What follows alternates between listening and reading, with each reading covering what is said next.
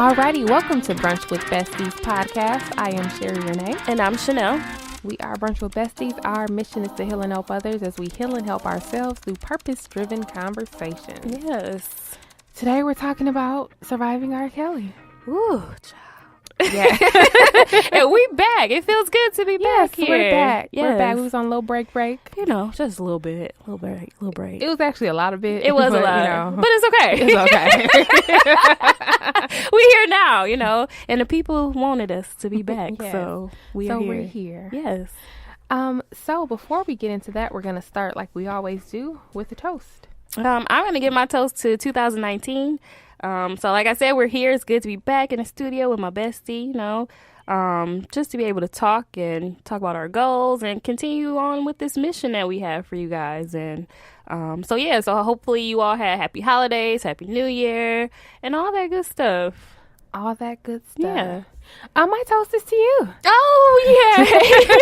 So you are another year older now. I am. Yep. Yes. You old. I know, y'all. Yeah. It's bad, you know.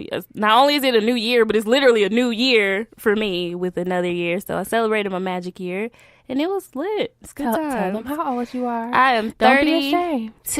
32 out here. 32 out here in the streets. I am. I'm older than you. Yep. I'm older than my boo. Remember I'm that. You're older than me. I said, reiterate. You older. You are than older me. than me. Yes, Yep. that's crazy. Like Yeah, it is. I'm really 32. Like I never would have.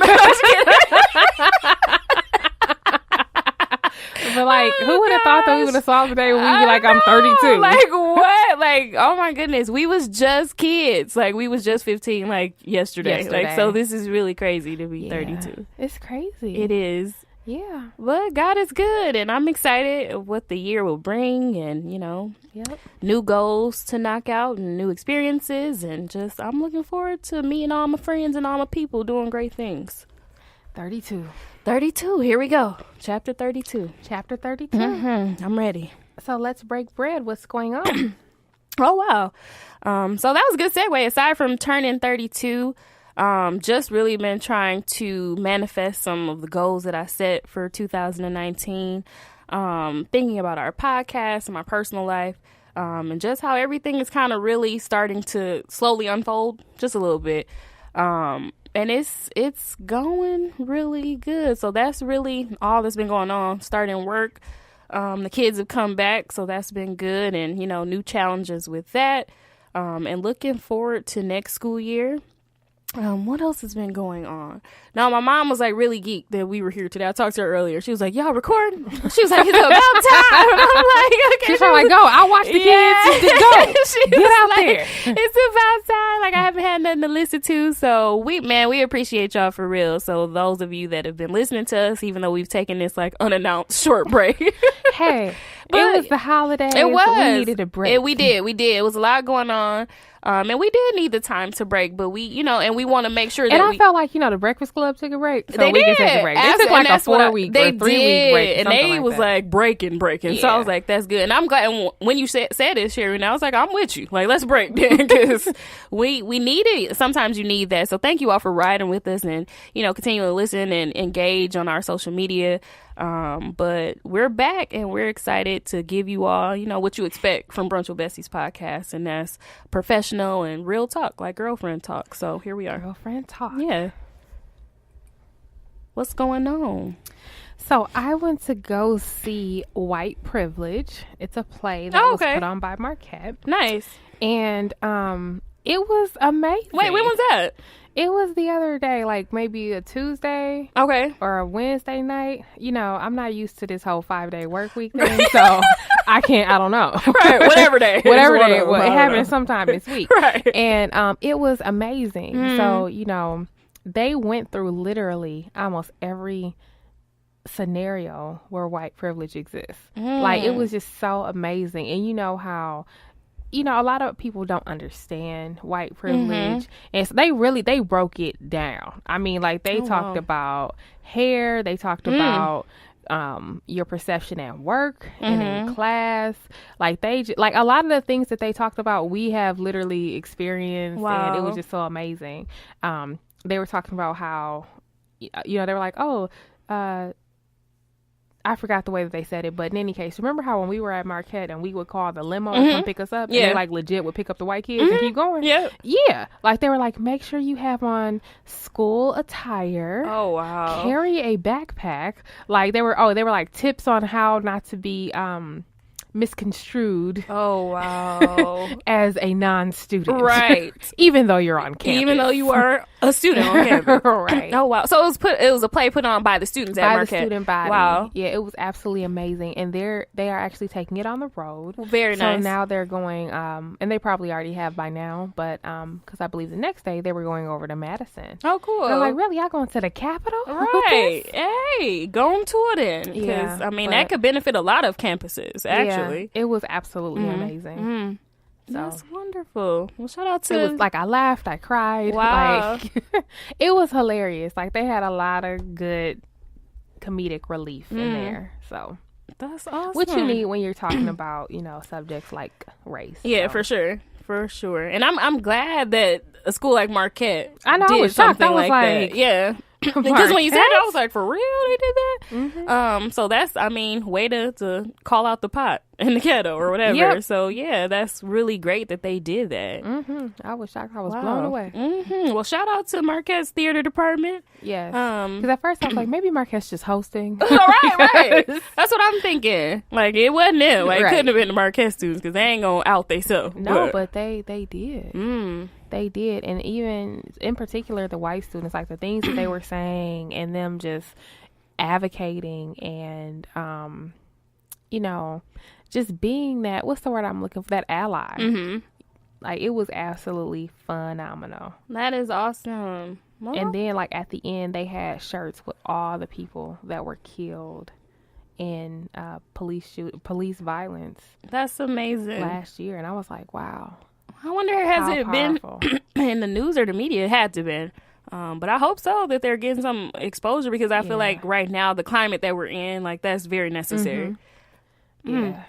That's awesome. I'm glad you got to go see that. That's really dope. Yeah, it was phenomenal. Do you know how long is the show running?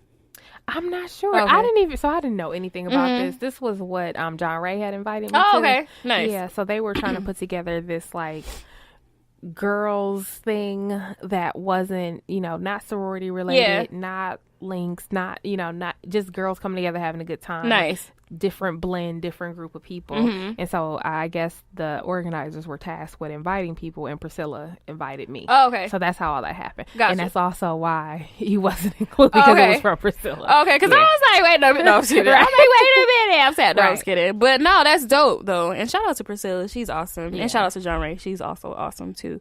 But that's really dope, though. We'll have to find out, like, how long it's running, because I think it's important for us to use our platform to kind of share that, to get that out, so that people know to go. And even, like, field trips for high school students, I feel like that's something that they should see. I mean, it was everything to me. Like, I was like, what? They said it. All right. That's Come right. on. Amen. And then they even talked about colorists. Like, they covered everything.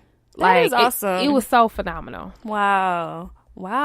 I'm respect to Marquette, because, like I said, it's definitely like them looking in the mirror to be like, okay, this is what our students of color experience, because we do, like, we've said it on this show, like what we've gone through being students. They even did a scene where a black girl shows up like 30 seconds late to class, and the professor is like, I will not tolerate you being late. And then, like, a minute later, a white student shows up, and the professor is like, morning. That's happened to me in a class or two. Or the professor would be late, like, the next day. Like, bro, really? Yeah. Like, they go through all the different microaggressions.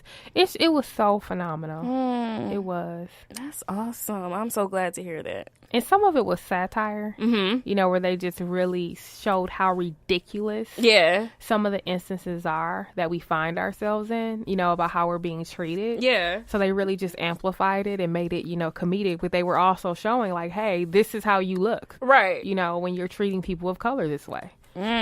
So listen. Okay, but I'm sorry. No. I love it. Look in the mirror, y'all. We got to wake up. And I'm glad they recognize what happens on campus. It's as simple as that. I'm glad they recognized it. So that's dope. So let's break bread. All right. What's going on? Oh, Didn't we already do that? Oh, I girl, I already don't talked know. about my birthday. Here we Oh, go. yeah. So, Your birthday, yeah. your birthday. It was fast. Yep, and I saw white privilege, and I'm trying to get back in the habit of working on Fridays. Yeah. So for the last 4 months, I didn't Yeah. work on Fridays, and people today in the office were like, "What are you doing here? Who are you?" I had to look I didn't too, think like, you were whoa, here. Right. What's going on? Hey. Oh, I would have stopped by. Nope, don't stop Yeah, by. Let's I'm act still like not I'm not here. here. Right. Exactly. You did not see me, Right. okay? Man. So I'm trying to adjust to that. No. And yeah, Good. All right. such is life. Such is life. For the tip, we just got done reading Mm-hmm. Michelle Obama's Becoming. We did. You can listen to it on Audible, www.audible.com/ I'm sorry, BWV. www.audibletrial.com/BWV. There you go. BWV is in Brunch with Besties. Y'all, we've been off, so Right. we're a little rusty. We got to get back in the swing of things. And we are currently looking for our next read. Yeah, so if you all have any suggestions or things that you are reading or things that you think we should be reading so we can have that great discussion about it, feel free to share. Let us know. So let's get into tea time. Okay. Surviving R. Yeah, this Kelly. ain't becoming. Oh, no. Surviving R. Kelly. What are your just initial thoughts? Okay, I'm going to be honest. Okay, so before watching it, like, I don't have cable, and I don't have like a streaming service where I could have watched this program. And so in my mind, I was just like, I'm not watching it. Mm-hmm. So I was really like against seeing it, and not for the fact that, you know, Like you were protesting it silently. silently. I don't think I was protesting, but I don't think I wanted to face some realities. Mm-hmm. So I think I'll say that. I don't think I was ready to see the real monster that he is. Mm-hmm. So I was just like, you know, I'm not gonna watch it. But it caused such a firestorm in the media and on social media. But I haven't really been on social media, so I didn't see it too much from that. But, you know, people come to work like, did you watch it? And I was just like, no, I ain't got Lifetime. I don't have that channel, so I ain't watching it. But hearing the discussion, and then one of my sources put in our group chat, like, if you've ever gone through like sexual abuse, like, you may not want to watch this. Like, it's a lot. So I was like, you know, like, I have been sexually abused. So I was like, I don't know if I really want to face that. So I was just like, I'm gonna just not watch it. But then you was like, so yeah, you know, Lakita was like, y'all should talk about this show. Shout out to Lakita, Keita Life. And I watched it, and I was just like, OMG. It's a OMG. Lot. Yes. Yeah. So that was my initial thought about it, was to not watch it. I was shocked that there were 6 episodes worth of content. Right. Like, that alone speaks volumes, literally. It you know does. what I mean? It like, does. Wow. Like, pure receipts and facts on all like, 6 episodes. Yeah. It was a lot, and I was just like, oh my goodness. So that was my initial thoughts. What were yours initially? Well, so first let's give some quick background. So Surviving R. Kelly is a documentary that was a 6-part series that aired on Lifetime, covering R. Kelly's different allegations concerning sexual assault and child pornography and things of that nature. Yeah. There were maybe about 6 to 7 women who were on there as survivors. His brother was on there as well, and then other people that were just around that were speaking to the systems and infrastructure that he created to ensure that he would be able to have these women doing what he do, these underage women, girls, yeah, these children, in his possession. Yeah, basically. Yes. So that's essentially what it is. I was scared. I wasn't gonna watch it either. Yeah. Because I feel like anytime somebody is associated with sexual assault or anything that severe, I never want to go anywhere near it. It's just, it's too risky. It is. You know what I mean? And that's why I know before, when people were making false accusations against, you know, like football players or whatever, and I was thinking like, wow, you ruined their life, because what company will want to hire them? What school is going to want to take them, as a player or whatever? Like, we got to be careful about what we're saying people are doing Absolutely. here, because I know me, I don't want to touch somebody who's been alleged with a 10-foot pole. I know that's right. So the first episode was called The Pied Piper of R&B. Mm-hmm. And the Pied Piper, as hopefully we all know, is a reference to the Pied Piper. Right. Who, and I don't know what story this came from, but I remember reading about it when I was in high school. But essentially, it was a guy who played a musical instrument. I believe it was a flute. And I think his job was like to lure mice out of the town or whatever. But the music was actually attracting children. The children would follow. Yes. And they would, so the music would attract them to him, and then he would lead them out of the village, right? Yep. And so Charlemagne the God on the Breakfast Club, the way that he said it was, he was like, the music would lure them out of town, never to be seen of again. And that's what R. Kelly was doing. These women, and the part that really broke my heart was these mothers calling and crying out to their kids when they would get close to contact or finding them, pleading and like, please come home, or making pleas on the radio, like, if you're listening, mommy loves you, please just come home. I don't care what happened to you, we can work it out, I don't care, like, just come home. That part, and that's like towards the end of the docuseries, those last couple episodes where you saw that where it turned in from like luring young girls to like dealing with young girls, having this like sex cult with young girls. So it was like building up on each other. Totally an escalation. Absolutely.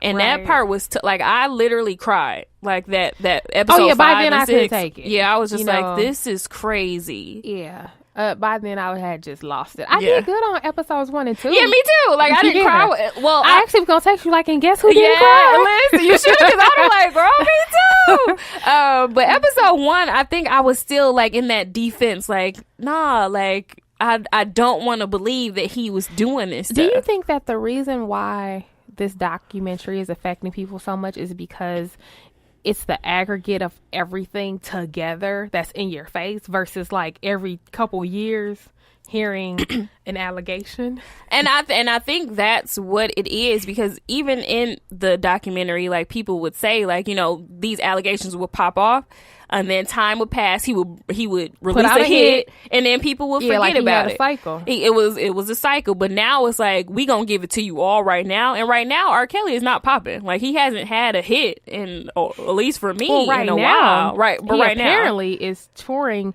in Germany, where the legal age of consent is 14. Lord, so that's probably right up his alley. To be like, I'm here, and this is great. Which is crazy that he's still touring and people still are willing to see him. And that just goes to show, like, we have not, as the consumer, done a good job of separating the artist from the person. And we, at this point, it's just like, he's Robert. I don't care. Like, it ain't no R. Kelly, no Pied Piper. Him and his music are one. Absolutely. Right? Yeah. Like, because I he's totally in the music. agree that, sometimes you do need to separate, the artist from the art. But in this case, he is the art. He is. You know what I mean? And he was telling on himself. He did so many things in plain sight. That was just ridiculous. But again, so the Pied Piper of R&B, it starts off talking about the story of Aaliyah. Yeah. Right. And so, which definitely takes us back, because this is our era. Like, this is our kind of time frame. Yeah, totally. So, yeah. But, so I know you saw the different clips where they would ask her how old she was, and she would say, I don't tell my age. I'm not going to answer that question. Or I'm in my mid-teen. Like, she was very kind of mysterious about diverting. How she would, not really answer the question. But, and then they would appear like dressed alike, and that interview, I had never seen that. I mean, it was like 90s, right. But when it came up, I was just like, so they just gonna have on these matching Mickey Mouse shirts, and ain't nobody gonna like say nothing, right? Because that's what they were doing in the 90s. That's what they were saying, is that he did so many things right in front, like overtly, in your face, that people just wouldn't call out. And I thought that was she would wild. say, "That's my best friend," and that was weird, because I don't know. Now, when I was 14, I ain't had no 27-year-old dude best friend. Like, I didn't.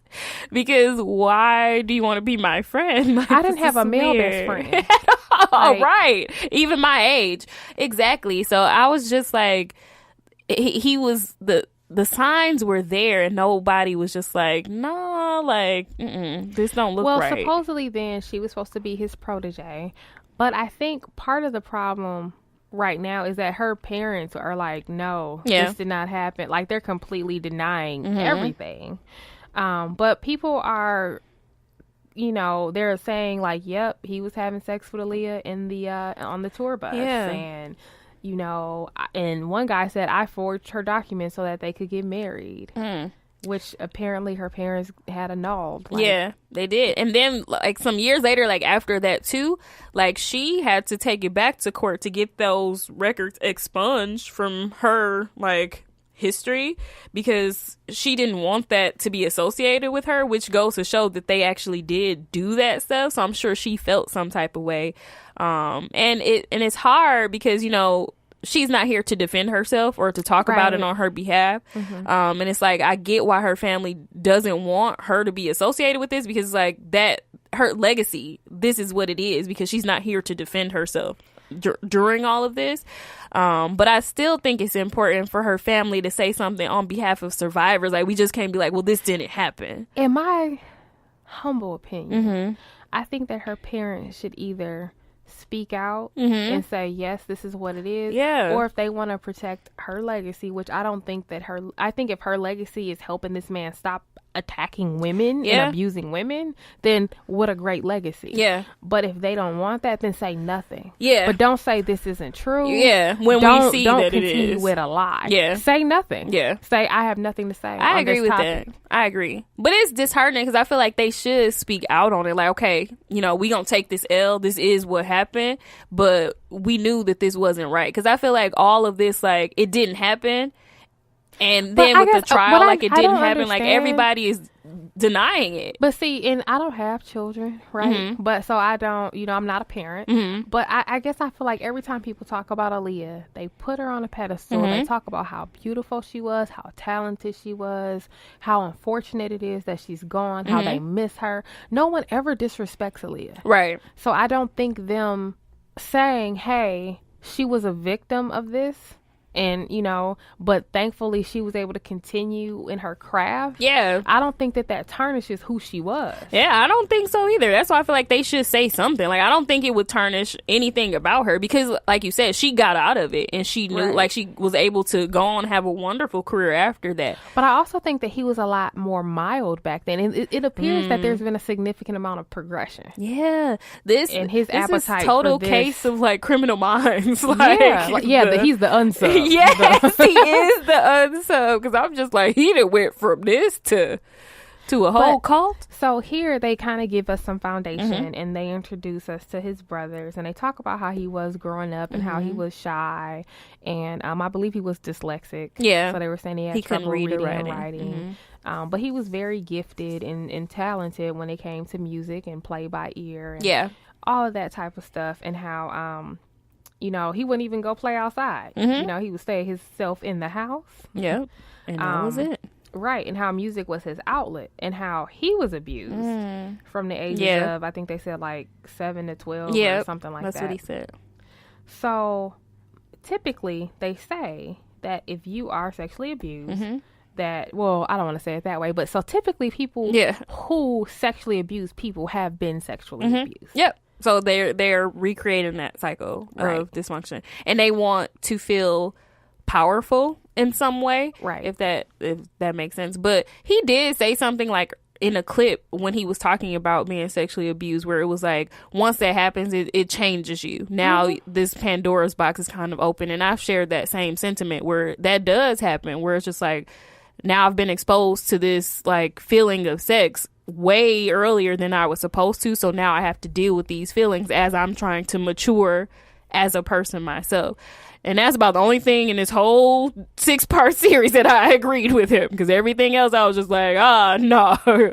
But when he said that, I was like, that's true. For those of you who have been sexually molested or sexually abused, you do have those feelings, and now you're trying to figure out, I'm only 7, like, how do I deal with these feelings? Because in my brain, this was way too soon for any of this to be happening. Right.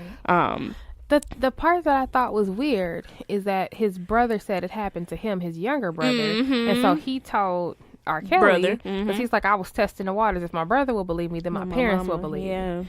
And he said that R. Kelly was like, nope, that didn't happen. And I'm like, so if you were a victim yourself, why would you dismiss someone? Yeah, I didn't get that either. Like, that was and that's why I was thinking, like, was it a man or a woman? Because they never said. So I agree that during the documentary they never said, but I was listening to other podcasts and radio shows and things like that, and somebody said that it was their sister.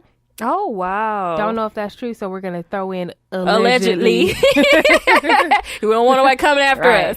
Allegedly. They ain't going to get nothing if they didn't. Oh, they sure ain't. Listen, I spent the whole bag on my birthday. No, I got it. No, I was kidding. But no, I haven't heard that. But if that's true, then that's wow. That's hurtful, and you don't know how to deal with that. Because I know, like, from hearing him talk about his mom, like, I assumed it was a mom, allegedly. Again, we don't know if this is for sure, but he would always be like, he wanted to kiss her, like, put his mouth where her mouth was on her cup, just like weird, odd things where, you know, young boys do have that. I think it's like the Oedipus syndrome or something like that, where they where they do kind of, they want their mom in a sense. But at a certain age, like, they get over that, like, it just goes away, or I don't know. I'm not a therapist, but if you are, fact check. But for him to talk about his mom like that as an adult, I always thought that was strange that he would say those things. Cause I mean, I love my mama too, but I don't want to be all in her face. And like, I was talking to some other guy, like, we were talking about this at my birthday, and my boo was saying the same thing. He was like, yeah, I love my mama, but no, I don't want to do any of that with my mama. So yeah, it's just really odd. So that was his childhood. So I'm thinking maybe it was something that his mom did, allegedly. I don't know. But and we don't know who sexually abused him, but that's his foundation. That's where it started. That's where it all started. But you know what's weird is one of the girls, and this was towards the end, she said that, like, when they would be engaging in these sexual encounters, that he would say stuff like, you got that young tight stuff, or something like that. And I was like, I don't know. So I don't know if it's a fetish, if it was, I don't know. And so it seems like towards the end, like, he had that age range, like 17 to 19. Like, they were all pretty consistent with being that age, like, towards the later episodes, and the last few girls who are now women, because this is many years later, but many of them he met when they were like 17, 18, 19, 14. Yeah. And like early on, it was young. Like, I met R. Kelly when I was 12, and I was just like, that is ridiculous. Like, no, y'all. And it's crazy because some of these girls he met at high school. Like, he would drive going over there to the school or to a McDonald's, and they said that he would come there regularly and then leave with a young girl. Like, it was like he was hunting. He was. But I was wondering, when you do stuff like that, do you know that that's what you're doing? Like, unless somebody calls you out and uses the word pedophile, do you consider yourself to be such? Yeah. Or, like, because even if you listen to his song, I Admit, or if I was y'all, I would not listen to it, but you can read the lyrics. You can. Hey. You can Google the lyrics. Go do not for it. listen to them. Yeah. Because we don't need to add any more streams. Yeah, please don't. Right. We don't need to contribute to this whole cycle that's allowed him, this whole system that's allowed him to get over on these women. Right. But, you know, like, if you're being verbally abusive to someone, you may not say, like, oh my gosh, I was verbally abusive. You know what I mean? You'll be like, yeah, they had what they had coming to them, or right. They may not ever do that to me again, right? Because I'll go off. Because from your perspective, like, this is normal to me. Like, this is what you get. Right. exactly. You did this, and that's how I reacted, and that's what it is. And that's what the older brother was saying. Like, well, that's just his which I think something is off with him too. But hey, it's neither here nor there. But he was just like, yeah, that's just his preference. Like, he likes younger women. I like older women. And I was like, sir, you mean girls? Because these are not women. These are girls. Yeah, I don't know. It's weird because, you know, typically when you hear about pedophiles, they usually like children that are like 7. Yeah, like you little know what kids. I mean? Like kids in that age. So I did think that it was weird that he wanted like adolescents, you know? Yeah. And also, you know, typically white males are the ones who are pedophiles. The pedophiles, yes. Yes. So, yeah. And when the brother said that, I was just like, yeah, that's in the mind of a pedophile. Like, we got to be careful with what we say, because if we start talking about like preference, like a lot of pedophiles could be like, well, that's my preference. Little that's kids. what we were talking about on the other podcast, is that they were trying to link themselves with the LGBTQ community and say that it's just a sexual preference. Yeah, and the community was like, but now when it's abuse. Exactly. Right. Because when you think about preference and sexual relationships, like, you have to be in the mindset to consent to any of this. And a child, we all know children cannot consent to that. But I think in his mind, legally they cannot consent, but they were willing. Right. Is what ended up happening. And maybe that's why he chose that age range. Right. Because then because I'm not raping you. Exactly. Right? But it's funny because most of the girls said that, you know, a lot of the times they felt pressure. You know, they were like, I can't turn him down because he's R. Kelly. Or, you know, I can't make him think that I don't like this. Or, you know what I mean? Or they would become robots and they were to respond in certain ways. And he would tell them, like, we need to work on your moaning. Yeah. Or we need to work on this. Or you got to call me daddy. Yeah. Like all these things. And I'm like, whoa. Which was odd. Like, you gotta call me daddy, like he was telling his girls to do that when he has a daughter, like he has kids, and I didn't know that he had children. So I was just 3 like, kids, I believe. Yes, 3 children, and I was just like, but you have kids, so where is that? But his dad wasn't around. No, their dad wasn't. No, that's what the younger brother that he accused, that he threw him all the way under the bus. That's what he said, that their dads weren't around. No, so they had no male figures growing up. So yeah, that first episode, the first episode was a lot like, okay, like, I personally felt like that Boondocks episode, the trial of R. Kelly episode, where I was just like, I just didn't want to believe it. And even watching that first episode, I was just like, okay, I don't know. I still don't want to believe this. Yeah. I was still in that mindset. Like when they were talking to the Hispanic woman, Lisette, I was just like, no, I don't want to believe it. You know what? In my mind, anytime somebody is accused of something, I'm not going to say that they're guilty, because you never know what people's motives are. Right. But they were put in some sort of situation where the line was blurred, where it can be perceived as them doing whatever it is that people said that they did. Yep. And to me, the accusations against him started small. Yeah. You know what I mean? But now we've gotten all the way to a sex cult. And that, like, how far is this pendulum going to swing? Absolutely. And then when I got to 2, 3, 4, 5, I was like, oh, he's guilty. Like, he need to be under the jail. Like, at that point, like, I'm crying, like, no. So before I started watching, in my mind, he was guilty. Just from hearing, like, the different accusations over the years, I was just like, oh, okay, so another one. Like, wow, like, this is crazy. But, I don't know. But I mean, I do think that when you're a celebrity, people do try to take advantage of you. Oh yeah. You know what I mean? So there's always that risk. Yeah. Right? People, and you know, the thing about this documentary is that they were not paid to do this. Yeah. Yep. And I'm glad Angela Yee from the Breakfast Club, she kept reiterating that when they talked about it on their show. It was like, yeah, these women were not paid. And not only that, but before, so when they were doing the premiere, was it in Chicago? I think it was supposed to be there. There was like bomb threats made on the building and everything. Like, they really did not want this documentary to That's how you know it's real. Like, they didn't. That's how you know there's some truth to all of this. Not some truth. This is the truth, because the creators of this documentary came with all kinds of receipts and backup and all kind of stuff. Now, what I thought was interesting is that they kept referencing his music and saying, like, oh, you know, he's in plain sight, blah, blah, blah, which I agree to some extent, you know, like with Age Ain't Nothing But a Number, him calling himself the Pied Piper of R&B. Yeah. But I felt like the other music was very similar to what was going on in the 90s at that time. Like Bump and Grind. That's like, true. Those were key phrases and catch.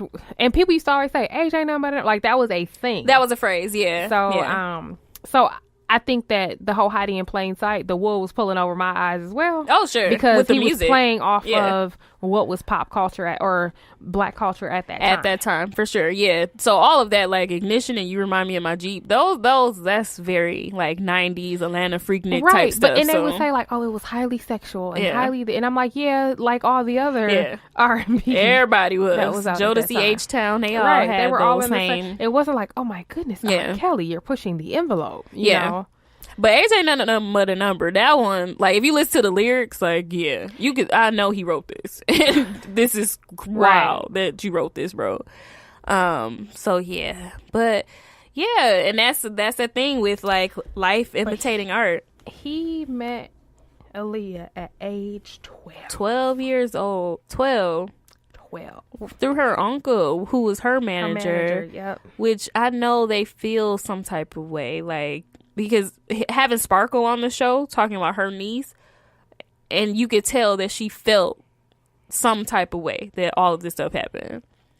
And I'm sure her uncle must feel some type of way too. But not only that, but, you know, Sparkle was willing to speak out about it back then when nobody wanted, you know, and I think that's what happens when it becomes personal. Yeah. And that's what we need to start doing. Speaking up. Is making it personal. Yep. Because if it happens to that girl, then it should be happening to our girls. Yep. You know what I'm saying? Yep. But it's crazy because everybody was just like, y'all trying to ruin his image and tear a black man down. And it's like, that's why I don't understand how people can defend something if they don't know. Like, to me, either I'm on the side of right, like, no, end all the sexual abuse, right, or if I'm not sure, I'm just not gonna say anything. Right, don't say nothing. Like, I'm like, I don't know. Maybe. Exactly. But then you can't, like, defend when you don't know. But that's people are so wrapped up in the artist that they just couldn't pull themselves away. Yes, R. Kelly is a musical genius. We all know that. We can't take that away from him. He is what he is. Like, he's very talented in that aspect. However, the things that he's done, there are receipts to those things. Like, It's not like it's just we just making this up. There are receipts to all of it. And he kind of incriminated himself. Like, you know, saying that wasn't him on the tape. That was his brother. Clearly, it's you. I mean, clearly. Have you seen the tape? You know, and I was talking to my coworker about this today. So I didn't realize this was the 2000s. I thought this was like way before that, but I don't. Girl, it's almost 2020. Like, it is, but no, like, I don't remember. I remember seeing like pieces of it, but did I watch the complete tape? No. Yeah, I've never seen the tape. Yeah, so I remember seeing like, for the tape. Yeah, I don't want to see it either. I want to see I don't want to see that. But me and my coworker was talking about it today. Shout out to him, but he was just telling me like, yeah, he was like, I seen it. He was like, that was him. He was but they said that. So it's so funny because going back to you talking about the Boondocks. Now clearly I saw the Boondocks episode many times. But in that episode, he answers the phone and he's like, yeah, it's me, Robert Kelly. Want my social security number. Yeah, right. Like, he you know what I mean? But it's funny because my coworker was like that's actually what happened in the video. Right, exactly. Well, they said that somebody was calling him and they're like, Hells. Yeah, he answered. Robert. Yeah. Like, and he was answering. Get the phone or something like that. And he was answering. He was like, I'll be right out. And my coworker was like, that's him. Like, that's not your brother. Crazy. Yeah, so yeah, my coworker had like a really interesting story. He was like, yeah, like one time he was here for a concert in Milwaukee, and typically when whatever city he goes to for a concert, he finds a gym to play basketball because R. Kelly really likes to hoop or whatever. So he was like, he came to Milwaukee, some of my guys like met up, they went to the Y, and my coworker ended up being on the same team as R. Kelly, like hooping with him. And he was just like, I could tell like being there that, you know, he wanted everybody to pass him the ball. Like, he wanted that power and dominance, even hooping. He was just like, but me, he was like, that's not the type of player I am. Like, I'm not gonna keep passing you the ball because I play basketball. I'm trying to win too. And he was like, yeah, they didn't like that from me, that I wouldn't pass him the ball. Given that you said that, this is one of the things I was wondering, because you know how they talk about even in jail, like men will rape they'll rape other men, but it's not sexual, like it has nothing to do with their sexuality. It's about power. And so I was wondering, being that he was this, you know, shy kid who can't really read or write, and then they said that he got his confidence from singing, and somebody took advantage of him when he was younger. If his whole way of gaining this power and control, if he's using his singing platform to do so, and is it really not about the sex? Is it really just about power and the admiration? And because the stuff that the girls were explaining, one of them said that, like, when he walked into a room, you're supposed to stand up and you're supposed to greet him and you're supposed to kiss him on the lips, and everything that he says is funny, and like you have to respond in a certain way where he's godlike, like he has a god complex. I think that is very much the whole point of all of this, that he needs that power. Like, he needs to feel like he's in control and in this leadership, powerful, like, authoritative position. Like, he needs that, because like you said, it came from him, his being shy, or whoever sexually abused him had that power over him. And now he's like, I need to get that off. To reclaim that and get it all the time. And the other thing is that maybe that's why he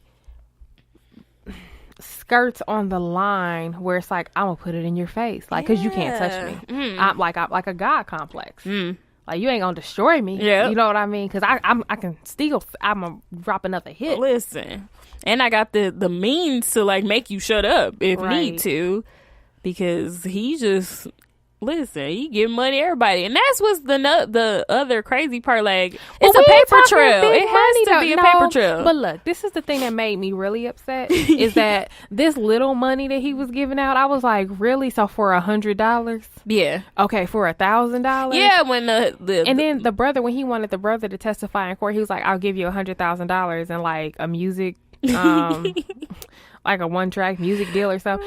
No. Look, if I'm even going to engage in a conversation, let's talk some real money. Right. Like, we ain't even cleared student loan debt. Exactly. You know? Like, let's get, I'm still like, in the red. $100,000 really is not a lot of money. It's not. And then the other brother was like, I mean, he could have been rich. And I'm like, really? The other brother was so delusional. Like, sir, I'm so glad you're locked up, because you are delusional. When he said that, like, you could have had all the money. I was like, what? Like, I money? mean, I need you to set up something that's going to keep my money going for my whole lifetime and for generations to come. Because he really like, threw him under the bus. Soul, right. We ain't gonna do it for $100,000. He really threw his brother under the bus. Like, how do you do that to your brother? Like, no, that's not me, y'all. Like, no, speak up, speak out. But yeah, that's what it is. He's definitely, like, he has this condition, and I'm sure it's a disorder where he, like, feels like he has to be in power. Like, it's really so crazy. If he was the unsub, they would say what? Listen, he's definitely a predator. Like, he's preying like a on sociopath. So yes, he's narcissistic. Narcissistic, that's the word I'm looking for. Okay. He's all of, and his ex-wife was saying that, like, he's a narcissist. Like, no. So Aaliyah got pregnant. That was something I didn't know. Allegedly, right? Because we don't know. But that was something I hadn't known. And I was just like, wow. Yeah. That is... And there has to be, like, some paper trails. Like, where is the stuff? Like... You know what I thought was weird is he's giving all these women his number. I'm like, how frequently do they change his numbers? Why are you scared about... You know what I mean? That's what I'm wondering. Like, I don't give out my number to this many people. Me either, right? To all you these said people? Call R. Kelly. What? Yeah. And like, these girls are like 15 and stuff like that. Like, Lisette met him at the mall. That was the Hispanic girl at that the you were mall. mentioning. And she said he took her virginity. Yeah. He did. He was like geeked about it. Like, yeah. Maybe that's why he wanted girls that were like preteens, because he was thinking powerful. like, I'm gonna take your virginity. And that's that power play. Like, now I got this over you. Right. And that girl ended up having a miscarriage, but then she also caught mono that turned into something else seriously. Where she was in the hospital. She was like paralyzed. And yeah. I was like, oh my God. Yeah. And he gave her mom like $1,000 or something that's crazy. what I'm saying. Like, this is not big money. Yeah, at all. Like, this is crazy. Yeah, and I'm just like, that's far too frequently. And then like the law enforcement, like parents are telling them like, he got my daughter, like we need to do something, and the law enforcement just like, well, we can't do nothing. Like, it's really nothing we could do. Well, they said that he had contacts at the police department that would let him know when they were getting ready to do a wellness check. So a wellness check is when you're concerned about a loved one that is an adult, but you haven't heard from them in a significant amount of time, and you can ask the police to go and check on them. That's so crazy. So if that's true too, now this is allegedly too, but if that's true, where Chicago Police Department and Atlanta Police Department, if they were working alongside of him to do this, like, then you're right. Like, how do we stop somebody who has all of these people? Right, when you're trying to go through the right channels and you're getting cut off. I mean, it's like, how do you stop it? But you know what's funny is I was listening to something else on the Breakfast Club, and there was a girl who was caught in human trafficking. She ended up with a man, stayed with him, for years as she grew up, and then one day she snapped and killed him. And she was sentenced to like life. I think she did like 10 years or something like that. And I'm like, this is what I don't understand. That's crazy. If I'm defending myself, granted, he was not attacking her in that moment, but sometimes you just get enough nerve and enough courage, and you run, you leave, you snap, but you're trying to. It was defense, and it's like, well, what if these girls would have did that? Then it would have been like, oh my God, they killed R. Kelly. They killed R. Kelly. Right? That would have been a headline. This is not funny, but we're silly. But yeah, R. Kelly's dead. Like, he was murdered. Like, they would have had a field day. Exactly. With that. Oh my gosh. And that's so true. They would have acted like he was a saint. Like, exactly. He did all of these things. And no, he's keeping me here against my will. Like, I'm trying to go home and I can't because he's keeping me here. Which is so sad.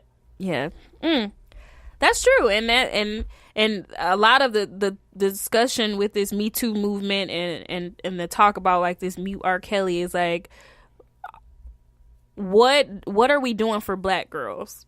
Like, how do we support and protect Black girls? About. They were saying that, the reason why everyone keeps turning a blind eye is because no one cares about Black girls. And not only does no one care about Black girls, but Black girls don't care about Black girls. They don't. Because when you're told something enough, you believe it. Right? And then everything is looked at, they trying to tear the Black man down. But it's like, what if the girls are telling the truth? Exactly. What if? What if? And I'm like I said, I'm definitely guilty of it, because watching the first episode, I was just like, I don't want to believe it. I don't know. One of the things that Charlamagne the God said is that, this whole R. Kelly thing has become a part of our culture.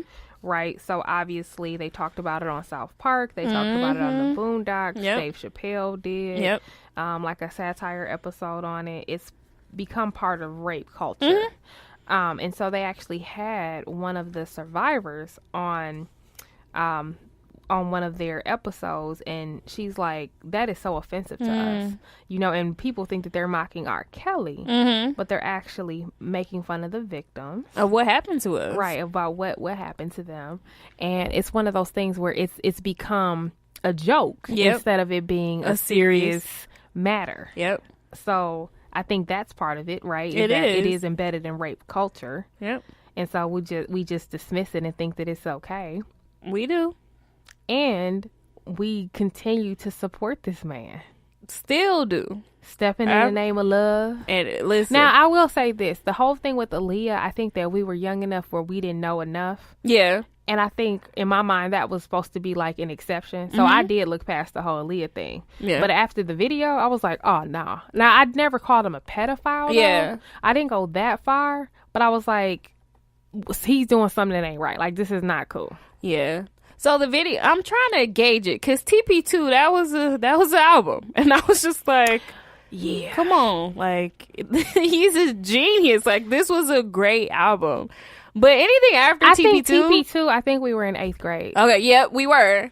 But anything after that, it's a no for me, dog. I was kind of over him at that point. Like, your music is not what it once was. Like, I don't know where you're trying to go with Chocolate Factory or anything. I don't even know the names of some albums after that, but I definitely had stopped listening to him. And at this point, I think I don't want to have any of his songs or playlists or anything like in my Apple Music where I'm just like, no, we got to be done with R. Kelly. Like, I wouldn't go to his shows or anything like that. Like, we cannot support this at all. Which is, I mean, at this point, I cannot separate the artist from the horrible person who's done these terrible acts to all of these girls. And that's true. Like we were just saying that, you know, since these are black girls, we do make a mockery and we make fun of it. But, you know, Elizabeth Smart, we would never like joke about that. Like her being held captive and, you know, her going through all that she gone through. But since these are black girls, oh, we could joke and ha ha he is funny. But it's really not. Like, that could have been any of us. That could have been our sister, our cousin, like anybody. And I definitely was in Chicago like every summer, so it could have been me. I was trying to figure out if TP2 and the sex tape were around the same time. I feel like that timeline, like like 2000, here's the thing, wasn't it? I know for sure I was listening to TP2. Girl, I know for sure too. In 8th grade, like jamming, like feeling on your like didn't even know really what we was doing at all. So yeah, I was jamming it at TP2. It's a good time. But after that, but I don't know. I think that has to be before the sex tape, because after the sex tape, I was just like, oh nah. I did not step in the name of love. There was no chocolate factory for me. Back in college, I did go to a R. Kelly concert. This was before all of that stuff happened. So college was 2005. So the sex tape was out at that point. No, I think it was out. That sex tape was over. I think he might have been acquitted and everything at that point. Maybe that's what happened. But yeah, Step in the Name of Love, that was a jam. I was just like, okay, like come on, Anthem. But anything after Step in the Name of Love, I was definitely like, that's trash. Like, what is this? But what I don't like is how strategic they were about these cases. Like, they let all this time pass. They let 6 years pass so that the girls would age. So this is the thing. They said that they charged him with child pornography instead of sexual assault, I think. And I think they said the charges, like the I guess the impact is the same in terms of the sentencing, but for child pornography, you have to be able to prove dates. Yep. And so what happened is they didn't have timestamps on the cameras. Yep. So unfortunately, that's how he got acquitted. Which, yeah, that was a part of it. And then the accuser, her and her family was like, that wasn't me. So if you don't have... So that's the part that really broke my heart. And me and mine is to too. Hear Sparkle sit there, identify her needs. Yeah, she was like, say that's all her. Of this and all of that. And then for that girl's family to say that wasn't them. And I feel like, honestly, because I was thinking like, there's no way that he could have gotten acquitted. And that's what I was thinking too. The coach is there, the tape. They saw everybody, the tape, right? They saw the tape. Like, it's a done. It's a slam done. But when they was like, no, that ain't her, which is so hurtful, because then I feel like they are part of the problem too. Like, I get it. She went through something that was so traumatic. And maybe they wanted to keep her out of the public. For sure. Maybe they wanted just to move on and be done. You know, I don't know what they wanted. Maybe he paid them off. If they did, right. I hope it was big money. I'm hoping it was too, because for what they did, like, that could have, well, I would hope, because he would have gone to prison. Like, so we wouldn't have had all of this happen. 2002 when he was arrested for child pornography. Okay. Oh, too. So that was a little bit after TP2, so people was jamming to that. I think TP2 was 2000. Yeah. Yeah. And then, like, shortly after that, then, you know, he makes... he was real good on timing with these songs, though. He was. Because I'm like, when the I Wish song came out, because he had braids on there, and that was, like, the same time. I was going by, like, his hairstyles. Like, he had hair at this moment, so... but that was, during watching that trial, that was so hurtful that, you know, the victim was like, no, this not her. Her family was like, this not her. And to think that if they would have just been brave enough and somebody would have really been in their corner, like, okay, let's really do this to put him in jail where he honestly needed to be. You don't get to pee on somebody and get away with it. Like, no. Yeah, you got some type of weird... And all of them said the same thing, like, it was so degrading. It was, right. Yeah. All of the victims said that. Like, and he changed these women for the rest of their lives. I could, and just in the detail and how they were talking was so consistent. So you know, like, it's not no alleged or fallacies here. Like, they telling the truth. It's too consistent. It's too many like overlapping things where it's just like these pieces all fit together. Like, he did this. Whatever they said, and he then did those it. two girls that were trying to meet up at the house, they Right, were in like the same house. They were like, he would never have us there at the same time. We couldn't see each other. If we did see each other, we were only allowed to speak to him. We could not address each other. And I'm like, this is crazy. Which I was just like, but why would, well, and I'm always trying to put myself in that situation, but you can't, honestly, because people are like, well, what would you do if you were a slave? Like, you would fight, but you don't know what you would do in that situation. I really don't. But in my mind, I'm like, why didn't they just be like, let's go, like, let's just get out of here? Because I know R. Kelly wasn't there every day. The nigga's on tour, he doing everything, so he not there. But here's the thing. If you're enslaved in your mind, then you're a slave. You a slave, and they say that sure. it takes, on average, about 7 times for a victim to leave their abuser. That's so true. Because they've been brainwashed. And even the girl, the mom, looked for her daughter, ended up thinking like, okay, while I'm out here taping this whole documentary, somehow she got wind that her daughter may be... And was they in California? Were they in LA? They were in California. She's going to different hotels. I mean, just looking high and looking low. That was so sad. Ended up finding her daughter. Got her out of there. After they called the police on her and did all of this stuff. Ended up getting her out of there. That girl went back 3 days later. Went back to him. And I was just like, no. But then, eventually she came back. Yeah. But I'm just like, I think that we all would love to say what we would do. Right. In our mind. But when if if you haven't been in that situation, then you don't know. I think that a lot of people think, oh, it's just simple. Just walk out the door and just leave.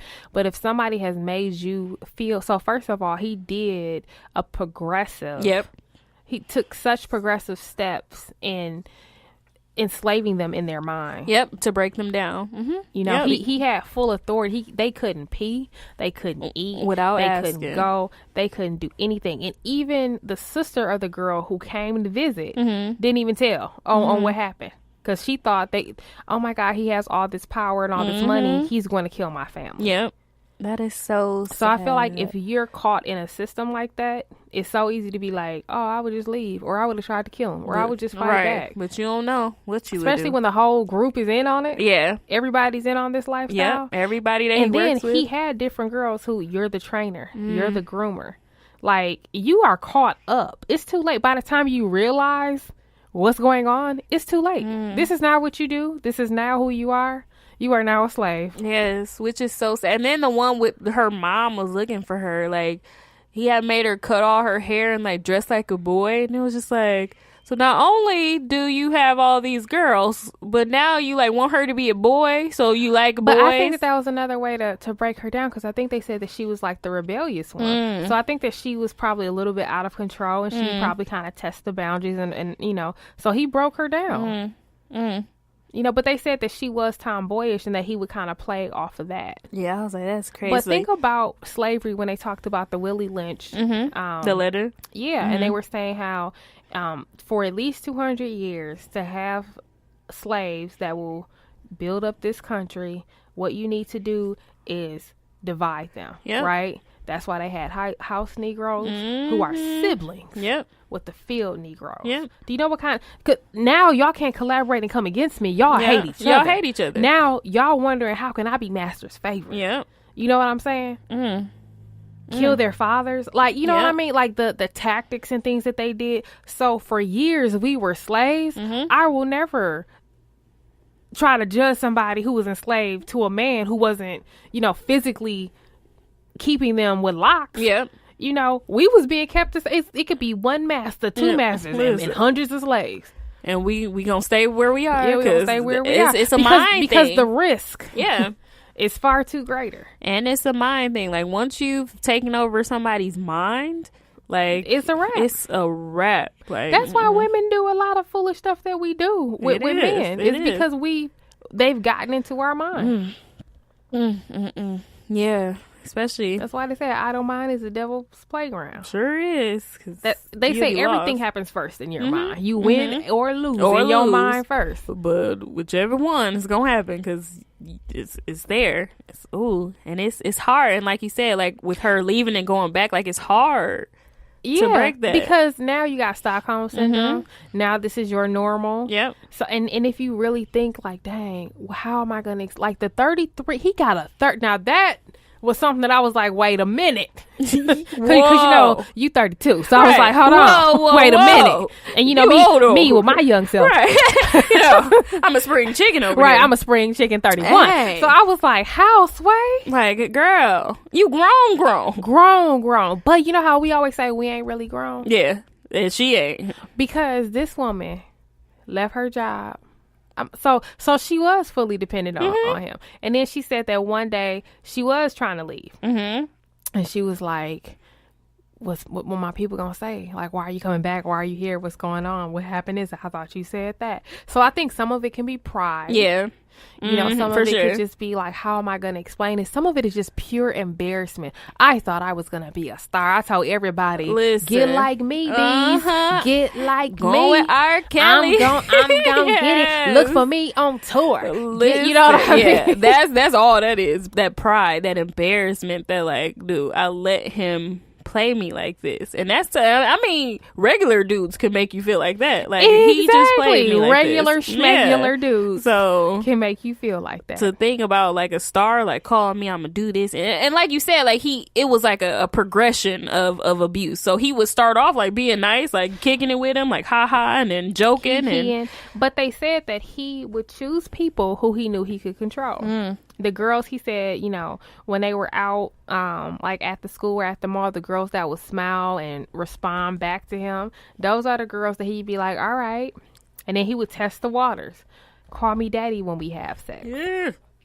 Yeah. And then you'd be like, oh, that, and what's her name? Drea. She kept saying, I was listening to an interview that she did, and she said, first is that, and you're like, okay, well, that's not that bad. Oh, call me daddy all the time. Okay, like that's weird, but that's not that bad. Okay. And then she was like, at least he ain't, he's controlling. I can't eat when I want to, but at least he's not hitting me. Then he hits you. Oh, well, he just slapped me. It's not like he broke any bones. Then he breaks bones. You know what I mean? It's progressive. Build up. That pendulum has just swung all the way in the opposite direction. Yeah, I'm waiting for her to share her complete story, because she still hasn't like said much. And like she always brings it back to like my kids. Like I have kids, so I'm not ready to like share everything that's happened. Yeah, because and you know what? The brother said that when R. Kelly tried to say that it was his brother allegedly on that video, his kids was getting tons of backlash. He said that like his daughter got jumped by 15 girls. That's crazy. Crazy. That is crazy. Like, look at what you're doing to your own family, sir. Like. Yeah, and I feel so bad for you know the brother. what? I have to correct myself, because I just thought about this. I was listening to Trapped in the Closet, so never mind. Yeah. I did not cut him all the way out. I listened to every single one, because I want to know how the story is. Right. See, I didn't listen to the whole thing, because some of the pieces that they were showing in the documentary, I was like, I don't remember seeing that one. Well, after a while, I think I was like, okay, this is becoming too much. Like, like we on like part 47. Like he had more Trapped in the Closets than we had podcast episodes. I was like, I said, whoa, right, sir. But no, because that was new. Funny. He had did something that hadn't been done before, So I think, so I take all that back. I think that in my mind, but it's funny though how this works, because I think in my mind I was like, oh no, we done with him. But then I was like, but let me check out this Trapped in the Closet. He dropped something else. You right? Wait a minute, because the first like 5 parts was like really interesting. It was just like, what? Yeah, so I didn't step in the name of love, but I did look at Trapped in the Closet. Listen, I was stepping in the name of love. Let that come on at a barbecue or a family. Oh, I'm out there. I'm dancing. Dip, stop to side, round and round. Listen, my people from Chicago, that was our thing. No. So it was just like, we got to step. We about to dance. But now it's just like, nah, like we can't. No, because like I said, that could have been any of us. What happened? Why did we do that? Why were we stepping in the name of love? And why were we listening to Trapped in a Closet after the sex tape? Now, I think the Aaliyah thing, not to say that was okay, because it totally wasn't. Right, but I think that sometimes when people have a first, when they're initially accused of something and you're like, whoa, is it? Yeah. I don't know. And there's no resolve. Yeah. Then over time, you look for, I guess, consistency, and you just see their music or their art. Yeah, I think we kept going because of the acquittal. Like, it was done. Like, he's off. I don't know. For me, it was acquittal, because I don't think it was any more, like, charges. Well, it was, like, something else happened in Florida or something. But then apparently there were a lot of things that happened. I don't know if we knew all of this. I knew that we knew about Aaliyah. I knew that we knew about and that's what I think. I don't think we knew about all of this until now. So after the acquittal, people said like, in '96 there was a Tiffany Hawkins case. I don't know what happened there. So that would have been before. In 2001, there was a Tracy Sampson case. What? In 2002, that's when the sex tape leaked. Yeah, I know about them. In 2002, there was a Patrice Jones case. In 2002, there was a Matina Woods case. Those must have been settled out of court or something. There was a lot of things were settled out of court. That's what that must have been, where it was like, okay, well, it was kind of hush-hush, like, here, go. So we didn't really know, and we were still like, but he's such a musical genius. Like, I think that's what we kept going back to. To me, I think when something is on tape like that, then that's who you are. You know what I mean? Like, it is. Like, do you know how often you have to do something to catch it on tape? You're right. You know what I mean? To catch yourself doing it. And like, that has to be who you are. It is. That is who he is. And then you, like, answering people calling you Kels and Rock. Like, that's you. Right. You did this, bro. Like, I wonder if back then, if we should have watched the tape so that we could have been shocked enough, like, disturbed in our spirit enough to be like, oh, no. But the crazy thing is, like, when the tape, like, people was watching it and, like you said, like, making a joke out of it. Yeah. So, like, I remember, like, dudes in school, like, I seen the tape, like, young guys, like, I watched that tape, and, we didn't take it for what it was. Like, this is a girl. And we did. I think we as a culture, all of us who kept listening to the music, even if we were just listening to the music. We enabled I think that alone enabled the infrastructure to keep these girls entangled in this chaotic, abusive cult. But I do wonder, though, I read the lyrics to I Admit, and he admitted everything except for what he's being charged for. He admitted sleeping with his girls, like with his girlfriend's best friends, with his brother's girlfriends, and, he admitted being broke. Yeah. He admitted going on tour because he needs the money, He admitted having wild sex, right? He admitted all of that, but he was like, but a cult? Like, what is that? Right. And he was like, because in his mind, that ain't what it is. In his mind, it's a family. It's a family. Like, he's not doing nothing wrong. And again, because the Torre interview where he asked him blatantly, like, so do you like teenage girls? And he's like, so what's teenage? Like, what do you mean? Like, sir, 19 and under, do you like these girls? He was like, well, I got a few 19-year-old friends. And it's just like, in his mind, he don't see nothing wrong. Nothing wrong with that. Like, you're 40 at this point. Like, no, he's like 50 something. Is he now? Well, when that came out, that he had to been like 40 or whatever. But like 19, like, sir, like, you're a little off. And that's why I feel like coming into the cult, like, the girls started to be in that like 17 to 19 range. Whereas before it was like 14. I'm so thankful that it's developed from the 14, 15 though. Yeah. Oh my God. Yeah. But like they said, even women who he just felt like he could manipulate. 33. He thought she was younger. Wow. That was the radio girl. And I'm right. I'm sure once he found out she was 33, he was probably like, oh, but no. So I have a question. What are your sincere thoughts on the parents who allowed him to mentor, coach, whatever, or engage at all with their daughters that are now missing or were missing? That's tough. And as a parent, I don't think I could do it. Like, well, now in hindsight. Right. if we were stepping in the name of love, right, and chocolate factory this, and you know me, I was trapped in the closet. Right. Like, what about then? Because obviously nobody would do it now. right. But after stepping in the name of love, Right, it's probably like, okay, well, you're gonna put my baby on, but I don't think I would have allowed. But again, these are teenagers too, so I wouldn't have allowed my kids to meet with him by themselves. But then I know who Chanel was when I was 16 and 17, and I was sneaking out and doing whatever I wanted without my mama knowing. So same thing with those young ladies, like they were being dishonest to their parent. They're like, "This R. Kelly, like this is my break, like I'm going," and I would be lying if I would have been like me at 17. If that would have been my opportunity to meet with him or kick, I probably would have went too, in all honesty. Because so it's funny because, you know, the parents, some of them were fans, like they were at the concert, and one of their daughters got pulled on stage. The Azriel and I think girl. that a lot of people think that these parents just gave their children over, and they willingly, did it. right? They did it, right? Like they really did try to set it up to make it safe. Like they were like, nope. Either me or my wife or me or my husband need to be there. But she was being a teenager and she went. One of the girls went away to college and she became missing after I think the school contacted them and said her dorm was empty or something like that. Yep. And so, you know, if we're off at Marquette doing what we do and we met R. Kelly then. Yeah, who's to say? What's our parents going to do? Exactly. You know?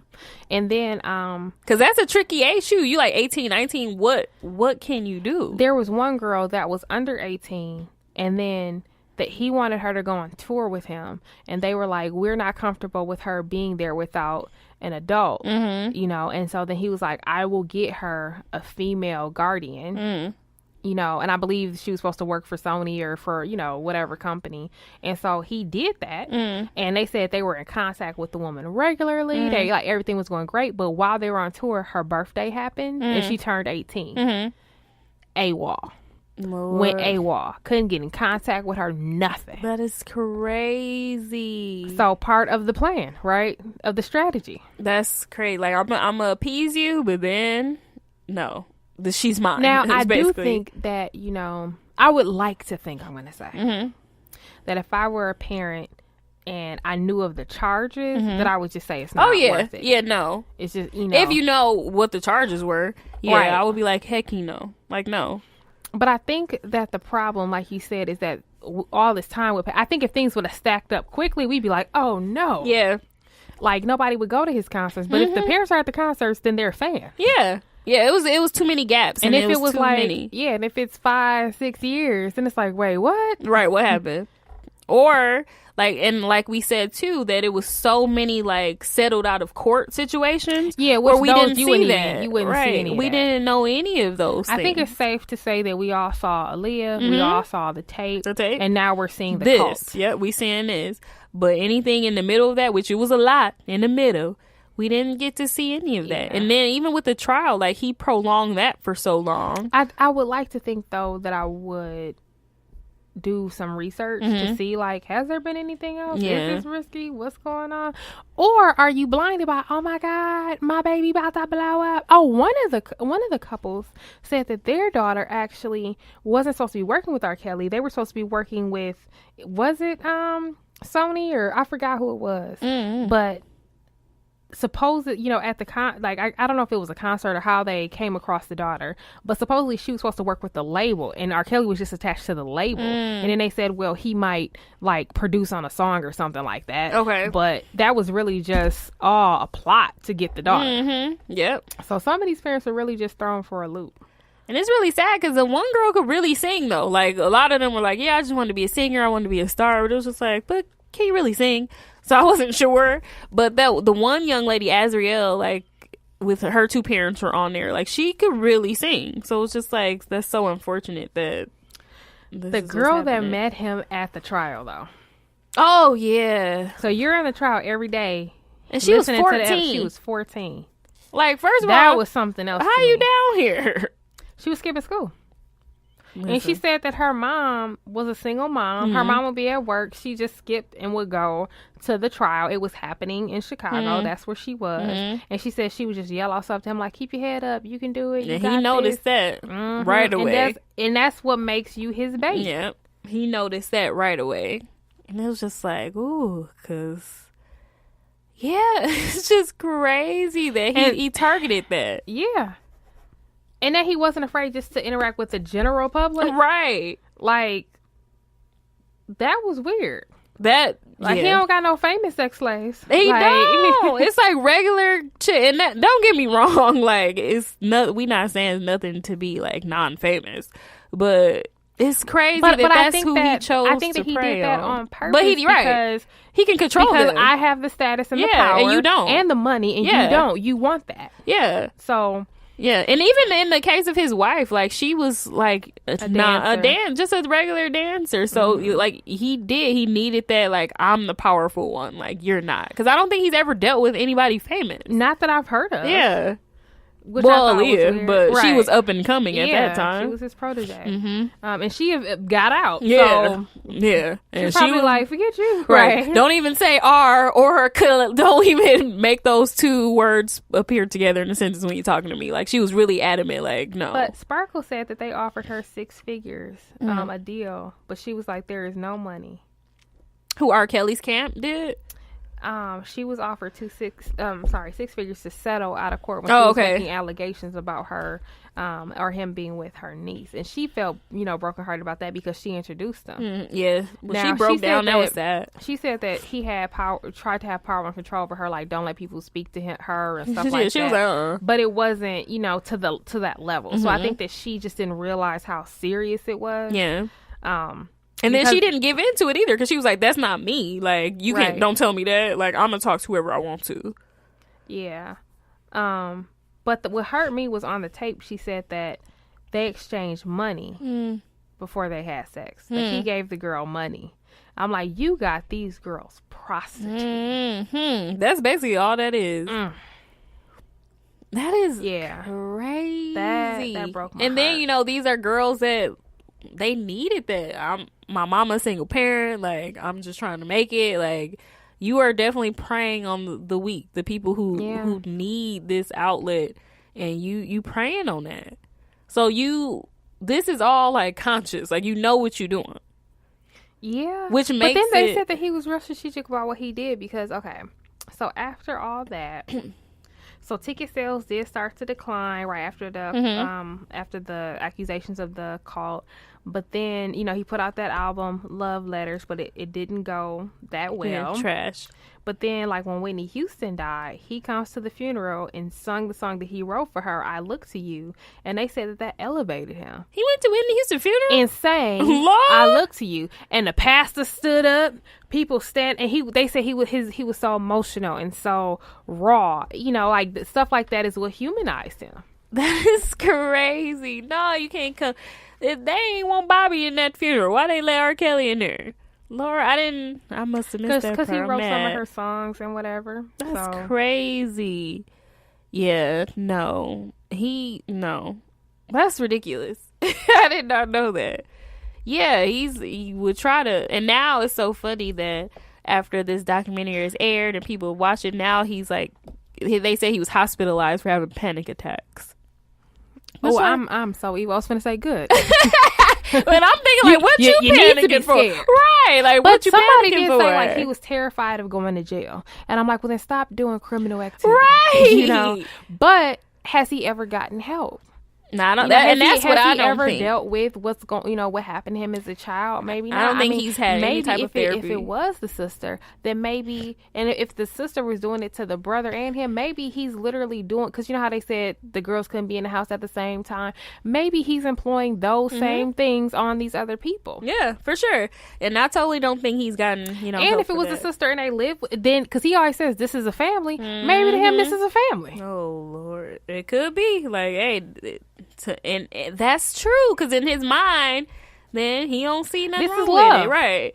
Because this is what happened to me. This is love, and that's the thing that gets confusing, because I'm sure he loved his sister. So then when you confuse sex in there, then it's like, wait, but I love her. She takes care of me, but she hurt me. But did she? I don't know. It don't feel right. Like, it's a lot. Yeah, I'm sure he hasn't gotten any type of help or counseling for any of that, but he needs to. So if you are afraid of jail, then you got to stop. I mean, it's too many grown women out here that would be willing to be with you, R. Kelly. Like, You don't have to prey on these young girls. I'm not even gonna say young women. These are girls. You don't need to do that.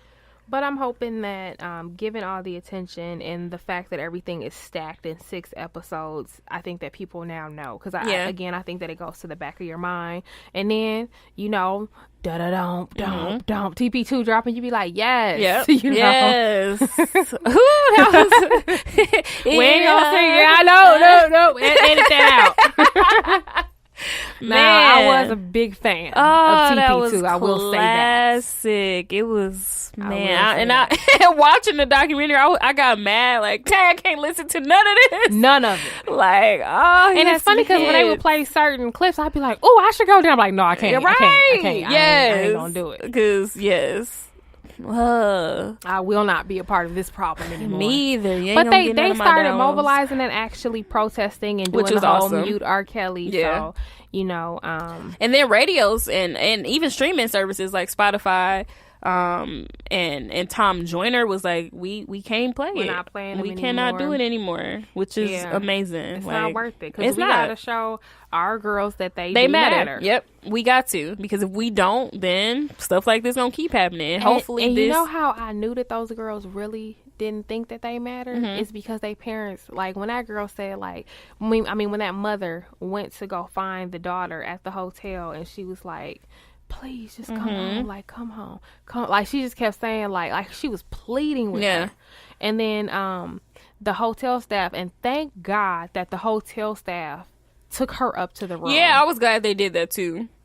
Oh my God, I was glad everything. They did that, because like my heart was beating so fast. Like, what is this really happening? Like, what's going on? And then he said that, you know, after their encounter, he just felt the need to call up there to check to see if she was okay.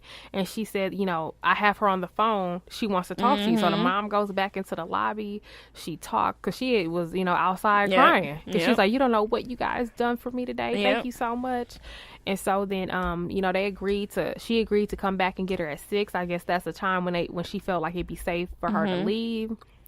And, you know, on the phone, she was like, it's okay. Just, you know, stop crying. Like, I'll be here at 6. And she went back at 6. But she was anxious. She was like, 6 is just too long. She was like, I just want to get her now. Right. Listen. But and then when she got her out there, and she was like, move the cameras, like get the cameras out, like I'm like, that girl really needed to know that she could come home. Yep.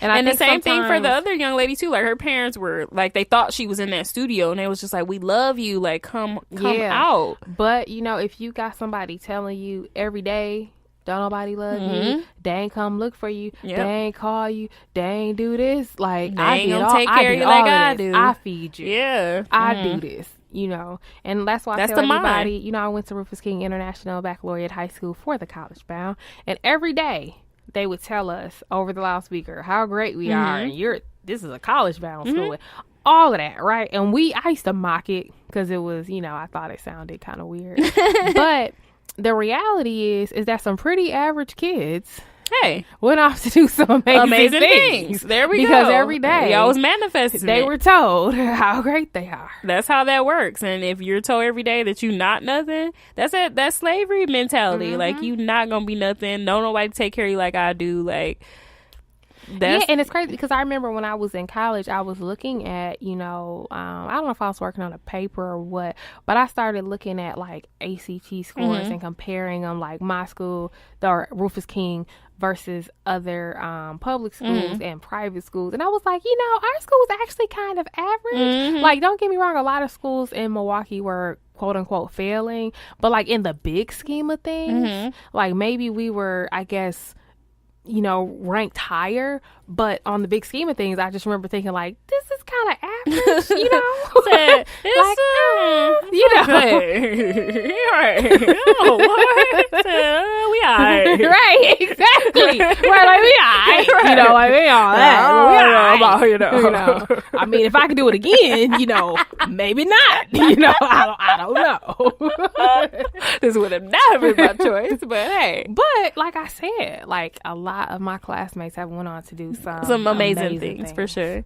Some absolutely amazing things because of what they believe. That positive manifestation. And then I was because I was like, well, technically, like to get into like the University of Wisconsin, you only need a 2.0. Oh wow! So you can go to college. Right. You know what I mean? It's possible. Right, but a lot of people never knew what that it you took. only needed that to get in because they in their mind they couldn't go. Yep. Oh, but if you're at school that's telling you that we're for the college band, you will go, you know, and all that, then you gonna go. Yep. Or in our case, with Upward Bound, like saying that creed every day, like I'm going to college. Exactly. So it's like you manifest whatever you put might out. not go to, you know, Harvard. Hey, but you're going somewhere. But you gonna go. Hey, you going somewhere.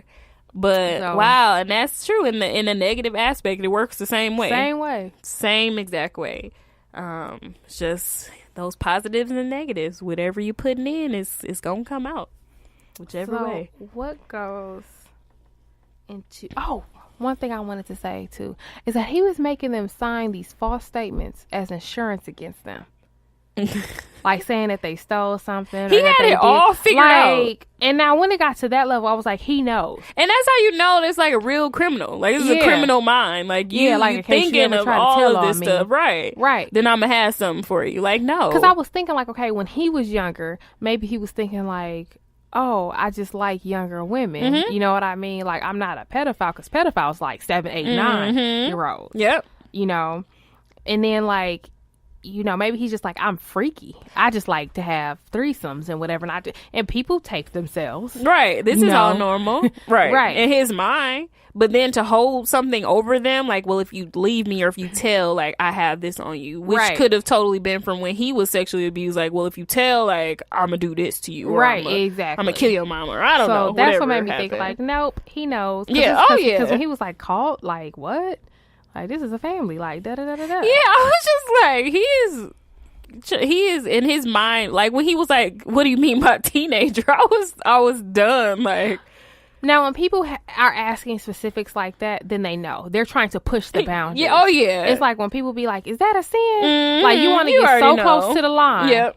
How about it just ain't right? Exactly. Where is that in the Bible? Is it, you know it ain't right. If you gotta ask, is this a sin? Then you just shouldn't do it. You already know. Like, when he said that, I was done. And the like, we gotta fix this rape culture though that we have in our community, because now it's so funny that, you know, Torre was on the documentary, but now there are allegations against him for sexual misconduct at the workplace. So it's just like, and his response to that was, well, it was just crass banter. And it's just like, no, that's what you want to call it. That's where we go with the, it was just. Like I said, it started with the, he just want me to call him back. Oh, he just want me to ask, you know, if I can go to the potty. Yep. You know. And not making it a serious thing when it's with black women or black girls. It's just like, no, like, you're not gonna talk to me about that. So it's just like, man, but it's been a part of our culture for so long. And you know, in the 90s and the 2000s, rape culture was very big. It was huge, and it was widely accepted. Yeah, it was huge. So reworking all of that, we have to move towards. And not only that, but think about R&B and rap in general. Like, it's heavier in that culture. Still to this day. Yeah, I would still say still to this day. A lot of it now with these young kids is like doing drugs. So it's kind of, we don't want to. But I mean, like, that's why all these girls are getting butt implants. Oh, that's true. Trying to look good for all this stuff because they want to mimic who these guys are. So, well, I ain't going to get into all of that. That's another episode. What goes into to go back? R. Kelly is a piece of trash. The point blank period. Like, you know what you're doing. It's disgusting, and we can't rock with you. That's what's going into go box. Like, if you still listening to R. Kelly, or you going to his shows, or, you know, like, you supporting him in any type of way, that shows you making a strong stance and a line in the sand to say that you don't support black girls, and we gotta start supporting each other. Right. And I think that we all have to do our part, and sometimes our part is small. Yeah. And sometimes our part is just not engaging in this behavior, and for me, that's the music. You know what I mean? So that's the absolute least. That's the least that I could do, and that's small, but that's mighty. Exactly. And so I think that we have to be willing to do the least that we can do. Yeah. And not only for R. Kelly, but for anybody too. And that's another thing. Like, right now, this is such a huge topic, and so many, you know, famous people or regular smuggler dudes too are getting caught up with sexual misconduct, and, you know, all of this stuff, but we gotta not support any of it. Right. My to-go box is that we have to stop victim shaming. Oh, like, yeah. When girls reach enough nerve to come out about something, we have to stop dismissing them and taking up for these monsters. And and even if we don't know if it's true, or even if we don't think it's consistent with their character, fine, there's a way to do that without dismissing the victim. Yeah. Like, you don't have to always pick a side. Sometimes you can just listen and consider what they're saying. I totally agree. That's good. For sure. So thanks for tuning in to Brunch with Besties podcast.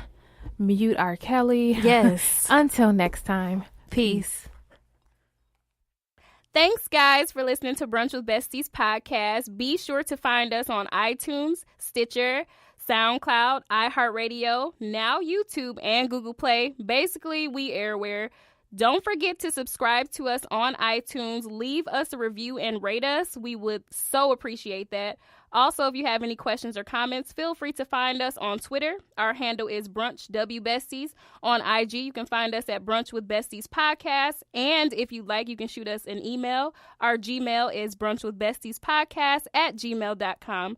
Thanks for listening. Peace.